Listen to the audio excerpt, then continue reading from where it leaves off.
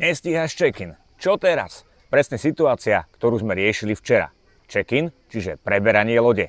Štandard je, že sa koná v sobotu o 17:00, keď je loď už pripravená, tak aj skôr. Keď si priplatíš, tak môže byť od 13:00, čo je hlavne v plnej sezóne ohromná výhoda. Keď zmeškáš, smola. Prišiel si o tvoj poplatok za skorší check-in. No, čo ak sa ti vyskytne situácia ako nám včera? Už po ceste sme vedeli, že prísť na 17:00 nestihneme ani použitím košického teleportu. Tí zasvetení vedia, čo to je. Bolo jasné, že prídeme až večer, možno až v noci.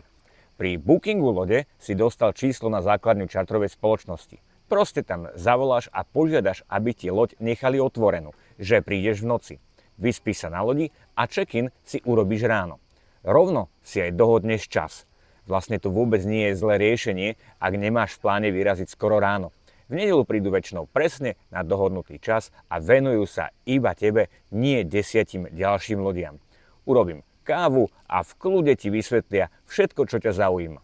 V najbližších dňoch si ten check-in ukážeme, tak ak nechceš, aby ti to video ušlo, daj si follow a užívaj si leto.